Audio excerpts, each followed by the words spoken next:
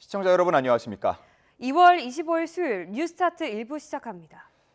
기업의 자사주 소각을 의무화하는 내용의 3차 상법 개정안이 국회 본회의에 상정되자 국민의힘은 즉시 필리버스터에 나섰습니다. 더불어민주당은 2월 임시국회 안에 사법개혁안 등 각종 쟁점 법안도 연이어 처리한다는 방침이라 7박 8일 동안의 필리버스터 전국이 펼쳐질 전망입니다. 김다현 기자입니다. 여야 이견 속 운영위 의결 등 이례적 절차를 거치며 어렵게 열린 국회 본회의. 우원식 국회의장은 본회의 개최를 이틀 앞당겨달라는 민주당 요구를 받아든 이유에 대해 이렇게 설명했습니다. 무제한 토론을 해서라도 하나씩 결론을 내면서 다음 단계로 나아가는 것이 바람직하다는 판단에서 우 의장은 또 국민의힘 소속 주호영 부의장이 사회를 거부하고 있다며 지난 국회법 개정안 내용대로 의장이 지명한 상임위원장이 사회를 보게 된다고 밝혔습니다. 의장단의 권위는 국회 본회의의 사회권으로부터 나오는 것인데 국민께 죄송하다는 말씀드립니다. 강선우 의원 체포동의안 표결 이후 기업의 자사주 소각을 의무화하는 내용의 3차 상법 개정안이 상정되자 국민의힘은 예고한 대로 즉시 필리버스터에 돌입했습니다. 국회 정무위원장인 국민의힘 윤한홍 의원이 첫 타자로 나서 기업의 의사결정까지 법으로 다 정해버리는 거냐며 3차 상법 개정안에 대한 비판의 목소리를 높였습니다. 필요하면 기업이 판단해서 팔고 또 필요하면 기업이 판단해서 더 사고 이렇게 하는 거죠. 그걸 의무적으로 1년 내에 다 팔아라. 이어 국민의힘이 국민에게 많은 실망을 안긴 건 인정하지만 거대 여당의 입법 독주는 막아야 한다고 강조했습니다. 찬성 토론에 나선 민주당 오기형 의원은 최근 코스피가 급상승한 점을 언급하며 상법 개정은 밸류업 정책이라고 반박했습니다. 밸류업 정책을 하는 게 반시장적입니까? 국민의힘 의원님들, 여러분이 반시장적이고 여러분이 반기업적 아닙니까? 법력권은 오늘 오후 필리버스터를 끝내고 개정안에 대한 표결을 진행해 법안을 처리할 방침입니다. 민주당은 이어 2월 임시국회 회기가 종료되는 다음 달 3일까지 사법개혁 3법과 국민투표법 개정안, 전남-광주 통합특별법 등을 차례로 처리한다는 계획입니다. 법안마다 국민의힘이 무제한 토론으로 대응한다는 방침이어서 최장 7박 8일 동안 필리버스터 전국이 이어질 것으로 보입니다. 여기에 국민의힘이 이번 주 상임위 일정까지 전면 보이콧을 선언하면서 대미투자 특별법의 심사 일정도 영향을 받을 수 있다는 전망도 나옵니다. YTN 김다현입니다. 대법원이 오늘 전국 법원장 회의를 열고 여권이 추진하는 이른바 사법개혁 3법에 대한 의견을 모읍니다. 그동안 사법개혁에 우려를 표명해온 법원장 회의가 어떤 대응에 나설지 주목됩니다. 이준엽 기자가 보도합니다. 대법원이 오늘 오후 청사에서 박영재 법원행정처장 주재로 전국 법원장 회의를 소집합니다. 전국 법원장 회의는 각급 법원장이 참여하는 사법부 최고위 협의체로 이번엔 사법개혁 3법 현안 대응을 위해 열리는 임시회의입니다.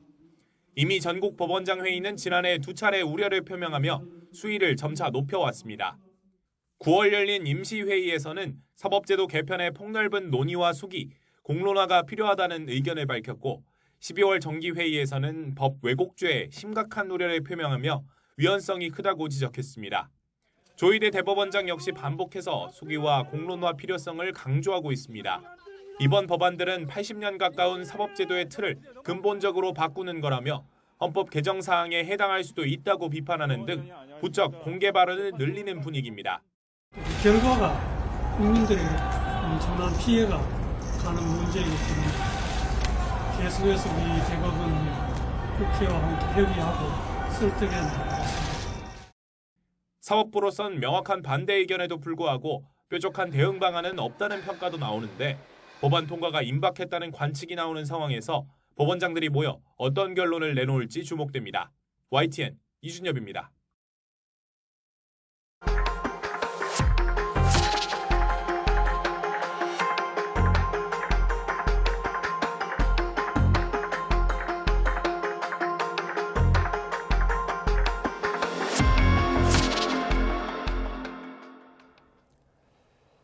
강선우 의원의 체포동의안이 국회 본회의를 통과하면서 강 의원이 언제 영장심사를 받게 될지 관심입니다.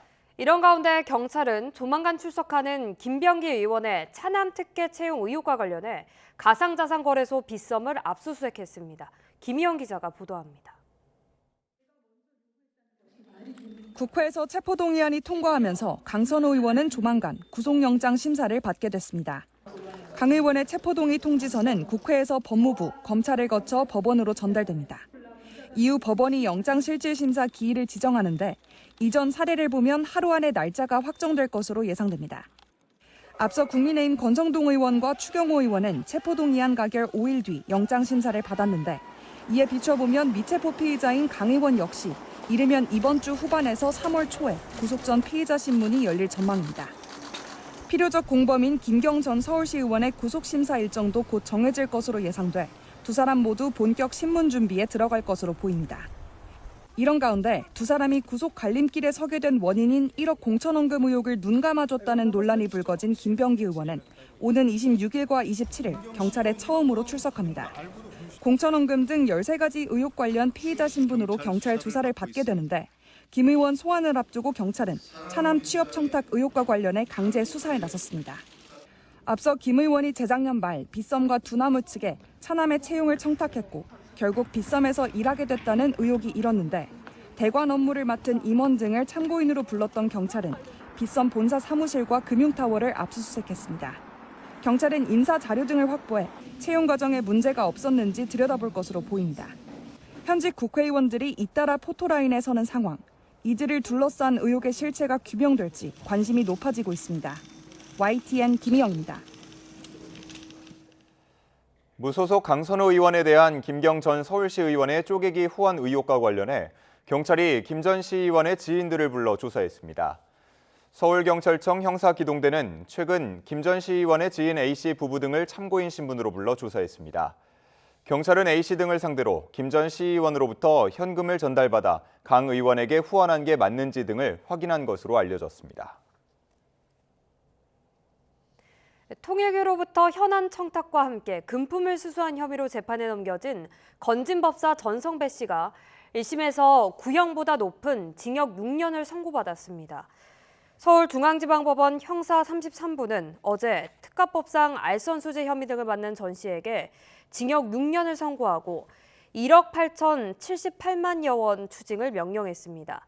재판부는 전 씨가 지난 2022년 4월부터 7월 사이 김건희 씨와 공모해서 통일교 측으로부터 교단 현안 청탁과 함께 8천만 원 상당의 금품을 수수했다고 인정했습니다. 또 같은 기간 통일교 측으로부터 고문료 명목으로 3천만 원을 받은 혐의도 알선의 대가로 인정됐습니다. 이진관 부장판사가 이끄는 재판부가 특검이 기소한 사건에서 잇따라 엄중처벌 기조를 확인하고 있습니다. 한덕수 전 총리에 이어서 건진법사 전성배 씨에게도 특검의 구형량보다 더 높은 형량을 선고했습니다. 유소연 기자가 정리했습니다. 이진관 부장판사가 재판장을 맡은 서울중앙지법 형사 33부는 건진법사 전성배 씨의 알선수재 혐의만 유죄로 인정하면서 징역 6년을 선고했습니다. 특검이 알선수재에 징역 3년, 정치자금법에 징역 2년을 요청했던 만큼 구형량의 2배가 선고된 셈입니다. 이진관 재판부는 앞서 한덕수 전 국무총리에 대해서도 15년이었던 구형량의 1.5배가 넘는 징역 23년의 중형을 선고했습니다.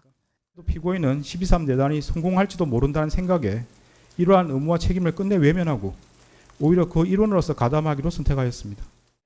이진관 재판부는 두 차례 구속영장이 기각된 박성재 전 법무부 장관의 내란 중요임무 종사 사건도 심리하고 있습니다.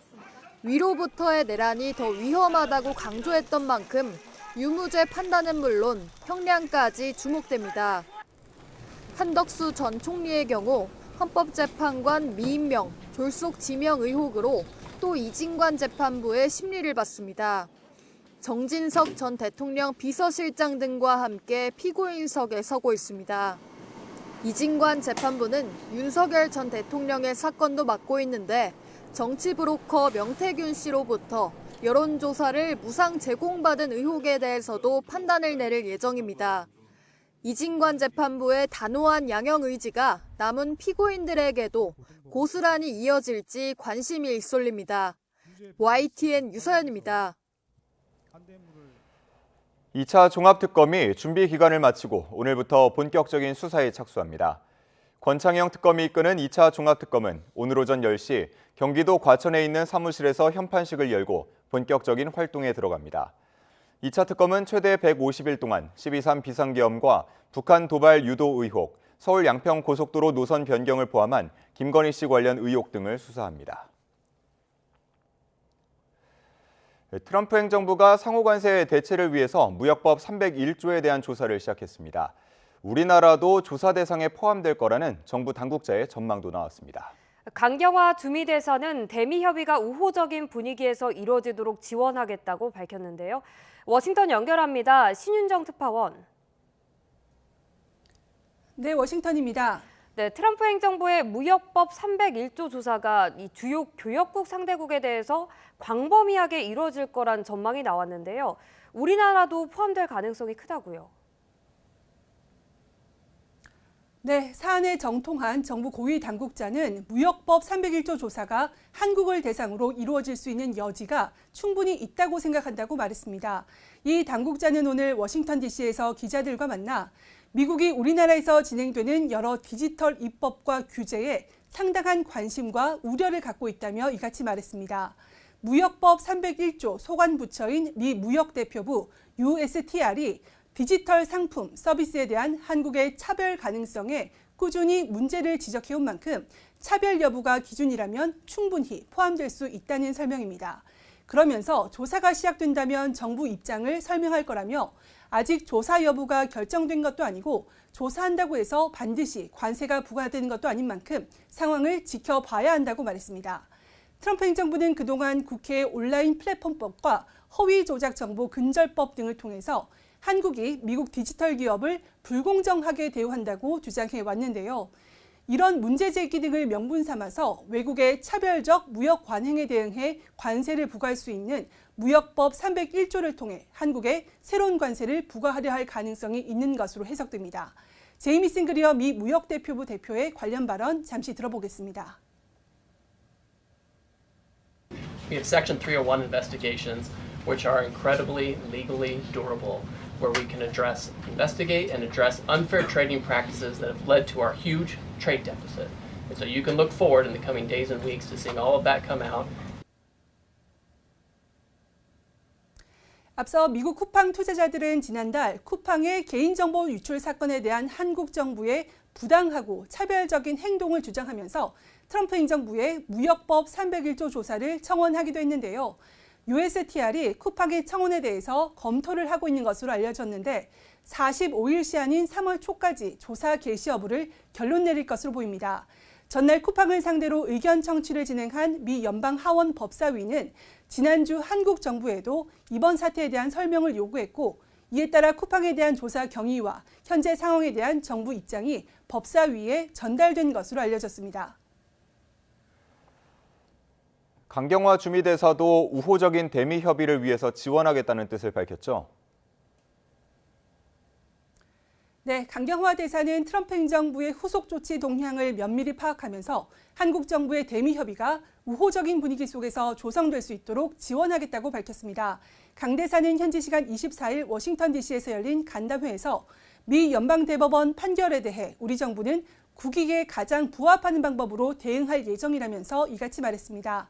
또 이번 판결에서 명확하게 지침이 나오지 않은 상호관세 환급 문제와 관련해서는 절차에 대한 불확실성이 여전하다면서 정확한 정보를 제공할 수 있도록 해나가겠다고 밝혔습니다. 강 대사 발언 잠시 들어보시죠. 대미 협의가 우호적 분위기에서 진행될 수 있도록 지원해 나갈 것입니다. 이번 판결문에 명확하게 언급되지 않은 비납부한 상호관습 환급에 대해서는 우리 기업들에게 정확한 정보가 적시 전달될 수 있도록 강 대사는 트럼프 대통령의 3월 말 중국 방문 시 북미 대화 가능성에 대해서도 모든 가능성을 염두에 두고 관련 동향을 예의주시하고 있다고 밝혔습니다. 그러면서 러시아 우크라이나 전쟁 상황, 미중 관계, 북중 관계 등 다양한 요소를 종합적으로 고려해서 상황을 지켜보고 있다고 덧붙였습니다. 강 대사는 미 국가안보회의 등과 수시로 소통하고 있는데 미국은 대북 정책에서 일관되며 한국이 놀랄 일이 발생하지 않도록 긴밀히 소통하겠다고 전했다고 설명했습니다. 강 대사는 이와 관련해서 정연두 외교부 외교전략정보본부장이 오늘부터 방미해서 관련 협의를 할 예정이라고 전했습니다. 지금까지 워싱턴에서 YTN 신윤정입니다. 오늘의 주요 경제 일정입니다. 어제 코스피가 나흘 연속 상승해 5,969, 또 최고치로 마감했습니다. SK하이닉스는 100만 원을 넘어섰고 삼성전자는 20만 원으로 마감해 최고가를 경신했는데요. 코스피가 오늘도 상승 기세를 이어가 6,000포인트를 돌파할지 관심이 쏠립니다. 국가데이터처는 지난해 합계 출산율 등이 포함된 2025년 출산 사망 통계와 지난해 12월 인구 동향을 발표합니다. 출생아 수는 17개월 연속으로 한 해 전 대비 증가세를 이어가고 있는데요. 이에 따라 지난 2023년 0.72명까지 내려갔던 합계 출산율이 2년 연속 반등하면서 0.8명 선을 회복한 것으로 정부는 추정하고 있습니다. 국내 양대 고속철도인 KTX와 SRT의 통합을 앞두고 KTX 철도 차량을 수서역에, SRT 철도 차량을 서울역에 투입하는 시범 교차 운행이 오늘부터 시작됩니다. KTX는 수서역에서 부산역을, SRT는 서울역에서 부산역을 매일 각 1회 왕복 운행합니다. 정부가 온실가스 감축시설과 연구개발에 투자하는 기업에 초저리 자금을 지원합니다. 산업통상부는 오늘부터 오는 4월 10일까지 2026년도 탄소중립 전환 선도 프로젝트 융자지원 사업 참여 기업을 모집합니다. 선정된 기업은 최대 500억 원까지 연 1.3%의 금리로 융자를 받을 수 있습니다. 연구개발 자금은 최대 100억 원까지 지원됩니다. 이재명 대통령은 나라의 모든 문제의 원천은 부동산이라며 농지까지 투기 대상이 됐다고 강하게 비판했습니다. 전수조사를 거쳐서 농사를 안 짓는 경우 매각을 명령하는 방안을 검토하라고 지시했습니다. 강진원 기자의 보도입니다. 연일 부동산 시장 정상화 의지를 밝히고 있는 이재명 대통령이 이번에 농지를 겨눴습니다. 귀농, 귀촌을 하려고 해도 땅값이 올라 어려움을 겪는 현실을 꼬집었습니다. 저 산골짜기 있는 그 뭐 버려지다시피 한 밭도 말이에요. 막 5만 원, 10만 원씩 막 심하게는 2, 30만 원씩 하고 그러니까 이 농사를 지을 수가 없어요. 특히 관리 부실로 농지까지 투기 대상이 돼버렸다며 관계부처를 질타했습니다. 헌법에 규정된 경자유전 원칙에 따라 농사를 짓는 사람만 농지를 소유할 수 있는데 지켜지지 않고 있다는 겁니다. 땅 사가지고 제대로 안 쓰고 있을 경우는 매각 명령 대상인 것 같은데 매각 명령 대상도 있는데 매각 명령 하는 사례가 없다고 그러더라고요. 이 대통령은 땅값이 오를 것 같으니 다들 갖고 있는 거라며 강력한 대책을 주문했습니다. 농사를 안 짓는 농지를 전수조사해 매각 명령을 내리는 방안을 검토하라고 지시했습니다. 필요하면 인력을 대규모로 조직을 하든지 해가지고 전수조사하고 농사 짓는다고 사가지고 방치해 놓은 거는 이제 강제 매각 명령 받는다고. SNS를 통해선 다주택자 등에 대한 압박을 이어갔습니다. 시장에 맞서지 말란 말도 있지만 정부에 맞서지 말란 말도 있다며 경고장을 또 날렸습니다. 다주택과 비거주 투자용 주택, 초고가 주택을 보유하는 건 자유지만 부동산 시장 정상화에 따른 위험과 책임은 피할 수 없을 거라고 못 박았습니다. 이 대통령이 주택에 이어 농지까지 정조준한 건 부동산 투기로 이익을 볼 수 있을 거란 기대 심리를 확실히 꺾겠다는 생각이 크기 때문이라는 분석이 나옵니다. YTN 강준원입니다.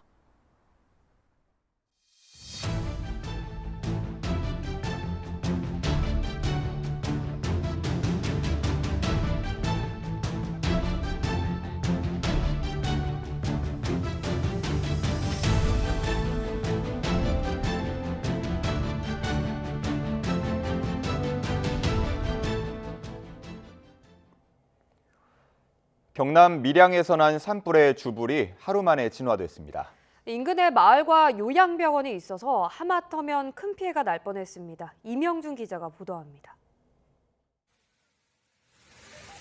소방대원들이 대용량 방수포를 동원해 시뻘건 불길이 치솟는 산 쪽으로 연신 물을 뿌립니다. 야산을 끼고 있는 요양병원으로 불길이 번지지 않도록 방화선을 만드는 겁니다. 이 요양병원은 이번 산불의 영향구역과 인접해 하마터면 산불이 병원으로 옮겨 붙을 뻔했습니다. 당시 병원에 있던 환자 수십 명은 무사히 집으로 대피해 인명피해는 없었습니다. 불길은 산자락이 자리 잡은 마을 여러 곳도 위협하며 한때 주민 180여 명이 대피하기도 했습니다. 주민들은 난데없는 산불에 대피소에서 뜬 눈으로 밤을 보내야 했습니다. 연기가 처음에 많이 나고 좀 있다가 막 붉은 불이 말도 못하게 막 올라왔어요. 그게 큰일 났다 싶더라고. 자칫 병원과 민가가 산불 영향권에 들 뻔했던 최악의 상황. 산불 특수 진화 대원 등이 밤새 방화선을 구축하며 불길이 번지는 걸 막아냈습니다.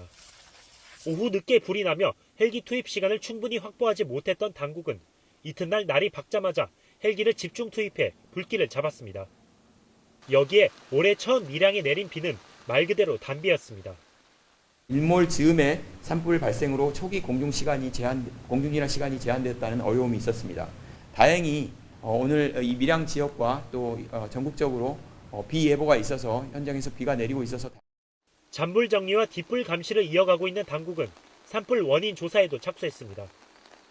YTN 이명준입니다. 함양에 이어 대형 산불이 발생한 밀양은 지난 21일까지 비가 단 한 차례도 내리지 않았습니다. 산 전체가 바짝 메말라 거대한 연료 더미가 된 셈인데요. 어제 눈비가 내리며 불길은 잡혔지만 전문가들은 대형 산불의 고비는 이제부터라고 경고했습니다. 김민경 기자의 보도입니다. 함양에 이어 올해 두 번째 대형 산불이 발생한 경남 밀양. 바람이 스치기만 해도 불이 크게 번질 만큼 밀양의 땅과 숲은 바짝 말라 있었습니다. 올해 1월부터 지난 21일까지 밀양에는 단 한 차례도 비가 내리지 않았기 때문입니다. 겨울 내내 건조특보가 발령되었다고 보는 것도 무리가 아닙니다. 모든 대지와 숲이 바싹 말라붙어 연료 더미와 같은 상태입니다. 다행히 오전부터 강수구름대가 유입되면서 불은 이틀 만에 모두 진화됐습니다.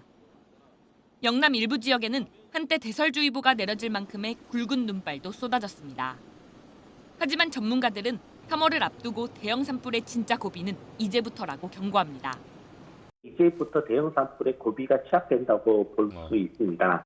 기온이 높아지면 공기 중에 상대 습도는 낮아지고 연료 내 수분이 빠르게 대기 중으로 증발합니다. 이 경우에는 산불이 발생하기도 쉽고 빨리 확산합니다. 눈비가 내렸지만 산 깊숙한 곳까지 수분이 충분히 스며들기엔 부족합니다.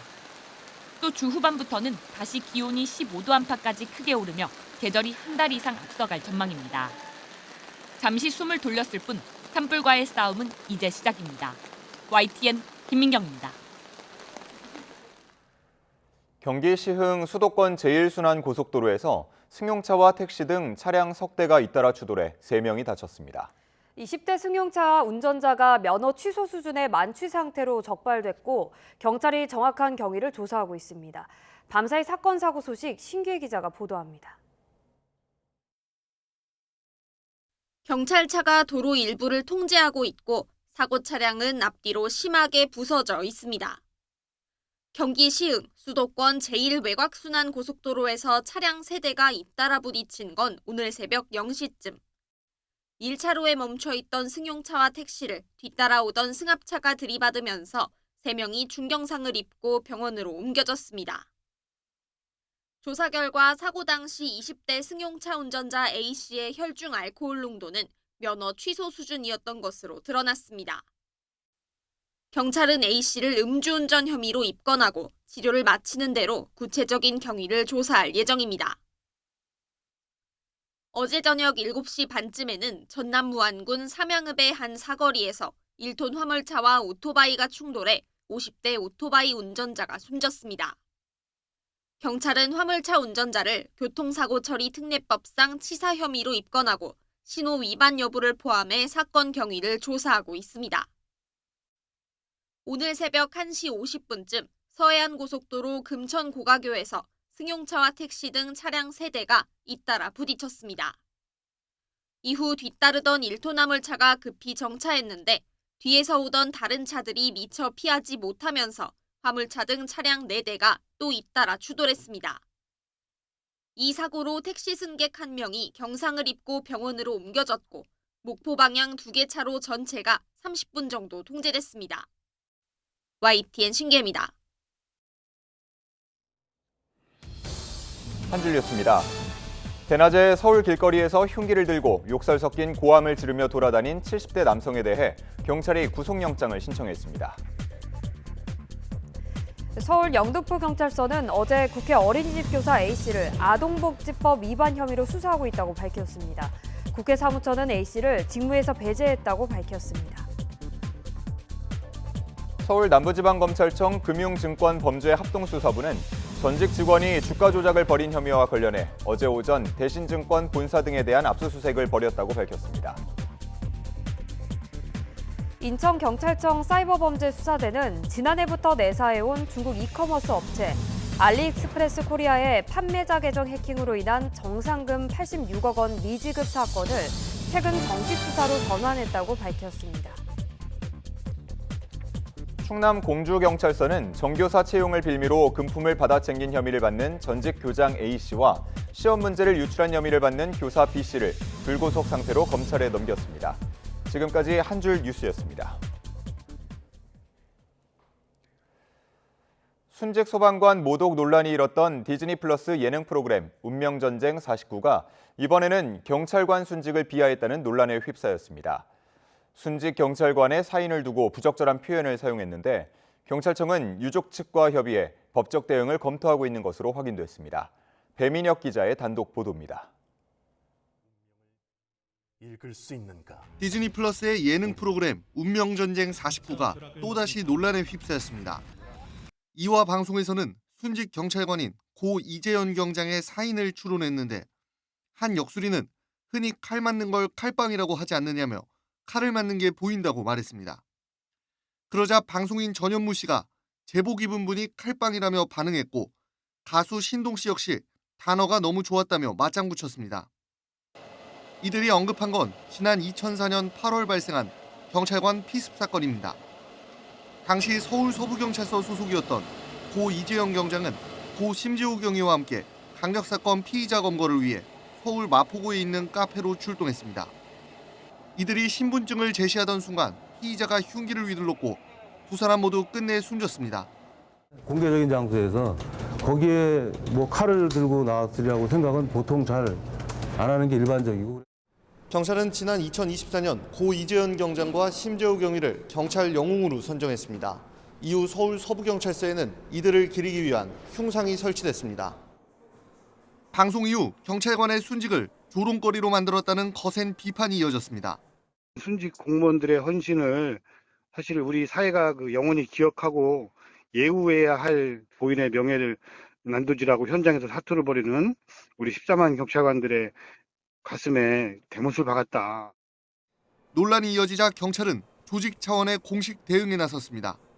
경찰청은 고 이경장 유족의 동의를 얻어 운명전쟁 49의 해당 방영분 삭제 등을 위한 법적 대응을 검토하고 있는 것으로 YTN 취재 결과 확인됐습니다. 경찰은 조만간 유족 측과 협의해 구체적인 대응 방안을 마련할 계획입니다. 운명전쟁 49 제작진은 부적절한 언어와 묘사에 대해 사과드린다며 향후 제작 과정에 세심한 주의를 기울이겠다고 밝혔습니다. 화재 현장에서 순직한 소방관의 사인을 마치는 내용을 다뤄 유족의 반발을 산 데 이어 경찰관 순직에 대한 비하 표현까지 프로그램을 둘러싼 논란은 쉽게 가라앉지 않을 것으로 보입니다. YTN 배민혁입니다. 하이브가 민희진 전 어두어 대표와의 255억 원 상당의 주식 매수 청구권 소송 1심에서 패소한 뒤 제기한 강제 집행정지 신청이 법원에서 받아들여졌습니다.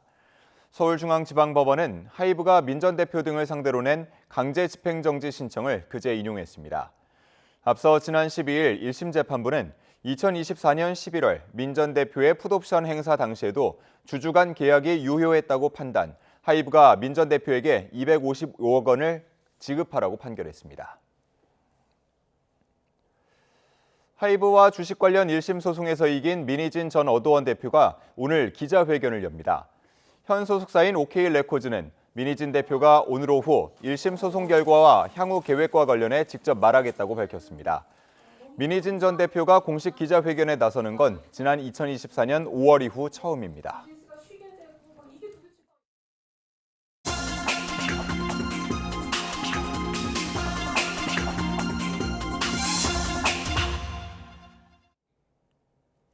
오늘의 글로벌 픽입니다. 미국의 이란 공격이 임박했다는 관측 속에 미군 최강 항공모함이 곧 이스라엘에 도착할 것으로 알려졌습니다. 백악관은 외교가 최우선이라면서도 치명적인 군사력 사용도 주저하지 않을 거라고 강조했습니다. 신호 기자가 보도합니다. 세계에서 가장 큰 항공모함인 제럴드 R 포드함이 지중해 동쪽 크레타 섬의 나토 기지에 정박했습니다. 보급을 마치면 이스라엘 북부 하이파로 이동할 거라고 현지 언론이 보도했습니다. 이스라엘 해군 본부와 정유시설이 있어서 지난해 12일 전쟁 때 이란의 표적이 됐던 곳입니다. 미군의 이번 중동 작전에는 항공모함 2척을 포함해 함정 16척과 전투기 120대 이상이 동원됐습니다. The United States has launched one of its biggest deployments in the Middle East in decades, and that's amid these tensions with Iran over its nuclear program. 그렇지만 미군의 이란 공격 가능성에 대해 회의적인 전망도 이어지고 있습니다. 미군 수뇌부가 트럼프 대통령에게 미군과 동맹군의 사상자 발생 위험을 경고했다고 미국 언론들이 보도한 데 이어 영국 파이낸셜 타임스는 이스라엘도 미군의 이란 공격이 일주일 이상 유지되는 것은 불가능하다고 본다고 보도했습니다. 백악관은 최종 결정은 트럼프 대통령이 내린다면서 언론 보도를 추측일 뿐이라고 평가했습니다. President Trump's first option is always diplomacy, but as he has shown, he is willing to use the lethal force of the United States military if necessary. 오는 26일 스위스 제네바에서 미국과의 3차 핵 협상을 앞두고 있는 이란은 국영 TV에 혁명 수비대의 훈련 모습을 내보내며 항전 의지를 다졌습니다. 미국의 군사적 압박 속에 이란 대학가에서는 연일 반정부 시위대와 친정부 시위대가 충돌하면서 불안이 고조되고 있습니다. YTN 신호입니다. 러시아와 우크라이나가 전쟁 발발 4년을 맞아 각자 성과를 주장하면서 서로를 비방하는 설전을 벌였습니다. 유럽 정상들은 우크라이나에 대한 지원과 러시아에 대한 압박을 이어가기로 뜻을 모았습니다. 런던 조수연 특파원이 보도합니다. 전쟁 발발 4년을 맞아 러시아 정부는 목표를 완전히 달성할 때까지 계속 싸우겠다는 뜻을 분명히 했습니다. 평화적 해법에 열려 있다면서도 모든 것은 우크라이나의 행동에 달렸다고 강조했습니다. 돈바스 지역 포기를 거듭 압박하면서 끝까지 영토 문제에서 타협할 수 없다는 뜻을 재확인한 겁니다. 또 러시아 대외정보국 성명을 근거로 영국과 프랑스가 우크라이나에 핵무기를 이전하려 한다는 새로운 주장도 내놓았습니다. 연설에 나선 푸틴 대통령은 우크라이나가 평화 협상을 방해하려 한다며 러시아에 대한 핵 공격에는 대가가 있을 거라고 경고했습니다. Вот уже в СМИ пошло, наверное, и их попытки или намерение использовать даже какой-то ядерный компонент. Понимают, наверное, чем это может закончиться. 이에 맞서 젤렌스키 우크라이나 대통령은 4년간 독립을 지켜냈다며 푸틴은 전쟁에서 승리하지 못했다고 주장했습니다. 유럽을 향해서는 러시아에 대한 압박을 더욱 강화해달라고 호소했습니다. We count on the next package of sanctions, especially Shadow Fleet, Russian Shadow Fleet. 폰데어라이엔 EU 집행위원장은 키이우를 찾아 지속적인 지원을 약속했고 의제의 연합 화상회의에 참여한 유럽 정상들도 우크라이나의 연대를 표명하면서 러시아의 휴전을 수락할 것을 촉구했습니다. Whatever Putin tells himself and his people, Russia is not winning. And we must shift the narrative into that place with greater force and determination. 영국 정부는 전쟁 4년에 맞춰 러시아에 대한 제재 290여 건과 600억 원에 가까운 우크라이나 지원 계획을 추가로 발표했습니다. 이런 가운데 친러시아 성향의 EU 회원국인 헝가리가 추가 테러 제재와 우크라이나 지원에 제동을 걸면서 EU의 계획에 차질이 예상되고 있습니다. 런던에서 YTN 조수연입니다. 미국인 절반 이상이 도널드 트럼프 대통령이 국가를 잘못된 방향으로 이끌고 있다고 평가하는 것으로 나타났습니다. 미국 공영라디오 NPR이 현지 시간 23일 공개한 여론조사에 따르면 응답자의 55%는 트럼프 대통령이 미국을 더 나쁜 방향으로 변화시키고 있다고 답했습니다. 이는 1기 집권 초 같은 시점과 비교해 13%포인트 상승한 수치입니다. 미국의 최고 수사기관인 연방수사국 수장이 동계올림픽 때 미국 남자 아이스하키 팀의 우승 현장을 찾아 구설에 올랐습니다. 캐시 파텔 FBI 국장이 현지 시간 22일 이탈리아 밀라노에서 열린 동계올림픽 남자 아이스하키 결승전에서 캐나다에 승리한 미국 대표 선수들이 락커룸에서 벌인 파티에 동참한 모습을 담은 동영상이 공개됐습니다. 영상 속에서 파텔 국장은 맥주병을 불고 한성을 지르는가 하면 한 선수의 금메달을 목에 걸기도 했습니다. 클라우디아 셰인바움 멕시코 대통령이 최악의 마약 밀매 카르텔 두목 제거 작전을 전후해 크게 불거진 할리스코주 치안 악화 문제를 해결하기 위해 노력하겠다고 밝혔습니다. 셰인바움 대통령은 할리스코 신세대 카르텔 우두머리인 엘멘초 사살 이후 과달라하라를 비롯해 할리스코주 곳곳에서 갱단원의 반발을 제압하기 위해 안간힘을 쓰고 있다고 강조했습니다. 그러면서 오는 6월 월드컵 경기를 치를 수 있도록 완전한 안전을 보장할 것이라고 말했습니다. 지금까지 글로벌 PD였습니다. 국립아시아문화전당 조성 과정에서 일부가 훼손됐던 옛 전남도청이 지난 1980년 당시 모습으로 복원됐습니다. 5.18 민주화운동의 재현과 교육, 또 추모 공간으로 다시 태어난 건데요. 이번 주말부터 시범 운영에 들어갑니다. 나현호 기자입니다. 지난 1980년 5.18 민주화운동 당시 시민군의 최후 항쟁지였던 옛 전남도청. 본관 1층 벽에는 당시 계엄군이 쏜 총탄 자국의 탄두까지 선명하게 남아 있습니다. 사진 자료를 단서로 조사에 나선 결과 발굴된 이 흔적들은 시민들에게 공개됩니다. 탄두가 나옴으로 해서 계엄군의 실질적인 사격이 있었다라는 확실한 증거가 존재한다. 이게 옛 전남도청 본관이 가지는 가장 큰 의미라고. 윤상원 열사 등 시민군이 계엄군 총탄에 쓰러져간 자리마다 그날의 희생을 기리는 표지판이 들어섰습니다. 지난 2023년부터 시작된 옛 전남도청 복원공사가 모두 마무리됐습니다. 이번 복원의 핵심은 1980년 당시의 모습을 원형 그대로 되돌려 놓는 것이었습니다. 역사적 사실과 고증에 기반해서 원형 보존을 최우선의 원칙으로 지난 2023년 8월부터 이 옛 전남도청을 1980년 5월 당시의 모습으로 복원을 하고 46년 전 민주화를 향한 열망과 외침으로 가득했던 곳은 이제 5.18의 가치를 전하는 교육과 추모 공간으로 변신했습니다.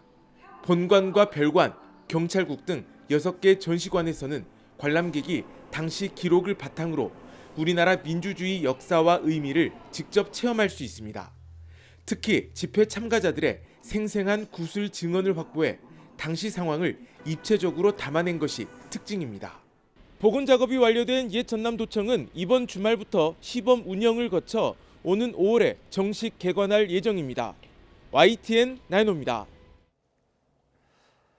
최근 고령 운전자 사고가 잇따르면서 면허 반납을 요구하는 목소리가 커지고 있지만 반납 이후 고령자들의 이동권과 생존권을 먼저 보장해야 한다는 지적이 나옵니다. YTN 탐사보도 프로그램 팩트 추적 취재 결과 65세 이상 운전자 비중은 2020년 11.1%에서 2024년 14.89%로 빠르게 늘었지만 면허 반납률은 2%대에 머물고 있는 것으로 나타났습니다. 오늘 밤 11시 20분 방송되는 YTN 탐사보도 프로그램 팩트 추적은 고령 운전사고 예방과 이동권 보장을 함께 실현할 해법을 집중 조명합니다. 지난해 육아휴직이나 육아기 근로시간 단축 등 일가정 양립지원제도 수급자가 처음으로 30만 명을 넘어섰습니다.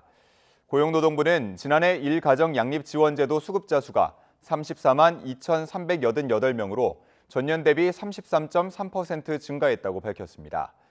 2025년 남성 육아휴직 급여 수급자는 6만 7,200명으로 전체 수급자의 36.5%를 차지했습니다.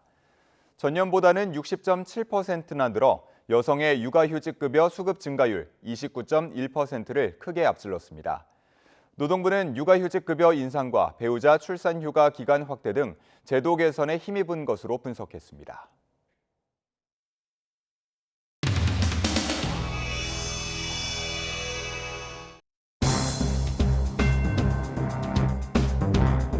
이재명 대통령 사건에 대한 즉각적인 공소 취소를 촉구한다. 인권침해 조사팀은 감찰 조사를 송영길 전 대표를 비롯한 우리 당의 동료 의원들과 당원들 그리고 민주주의를 지지해온 수많은 시민들이 정치 검찰에 의해 수사와 기소를 당해왔습니다. 이재명 대통령에 대한 공소 취소는 단순히 특정인을 구제하자는 것이 아닙니다. 쌍방울 대북 송금 사건은 조작 기소 실체가 드러나고 있습니다. 공소 취소를 본격적으로 추진할 때가 되었습니다. 압축적인 결의의 발언 듣도록 하겠습니다. 이재명 대통령한테 잘 보이려고 아부 아참하려고 그런다. 어떤 자들은 셀프 취소다, 셀프 면죄부다 이렇게 공격하고 달려들 것 아닙니까? 이재명 대통령의 공소 취소는 당연히 해야 될 역사적 진실이지만 저는 이게 범죄단체를 결성하는 것과 결코 다르지 않다라고 생각을 합니다. 유시민 작가의 표현을 그대로 빌리면 한마디로 미친 짓입니다. 미친 짓입니다.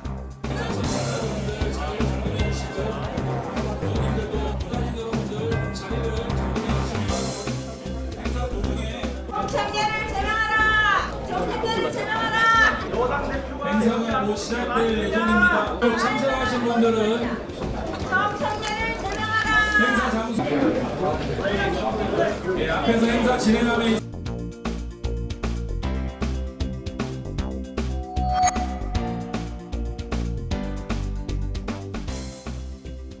네, 안녕하세요. 오늘 더불어민주당 대변인으로 임명된 김남국입니다. 먼저 임명해 주신 정청래 당대표님과 지도부 감사 말씀드립니다.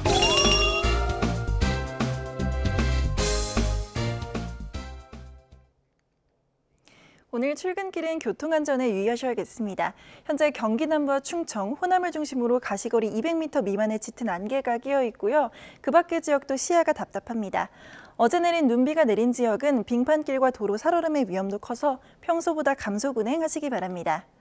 오늘 낮 동안은 기온이 크게 올라 온화하겠습니다. 서울 낮 기온이 15도로 어제보다 10도가량 크게 높아지겠고요. 평년보다도 7도가량 오르겠습니다. 다만 일교차가 15도 안팎 크게 벌어지는 만큼 옷차림에 신경 쓰셔야겠습니다. 오늘 중서부 지역은 맑겠지만 아침까지 영남은 비나 눈이 이어질 수 있겠고 제주도는 오후에도 비가 오락가락 내리겠습니다. 자세한 지역별 현재 기온 보겠습니다. 현재 서울 기온이 영하 0.6도, 대구는 1.3도로 어제와 비슷하게 출발하고 있고요. 낮 동안은 기온이 크게 오르겠습니다. 서울 15도, 대전과 대구 14도까지 올라 온화하겠습니다. 당분간 예년보다 포근한 날씨가 이어지겠고 금요일에는 영동과 남부지방에 비나 눈이 내릴 전망입니다. 날씨였습니다. 이상으로 뉴스타트 1부 마칩니다. 잠시 후 2부가 이어집니다. 시청해주신 여러분 고맙습니다.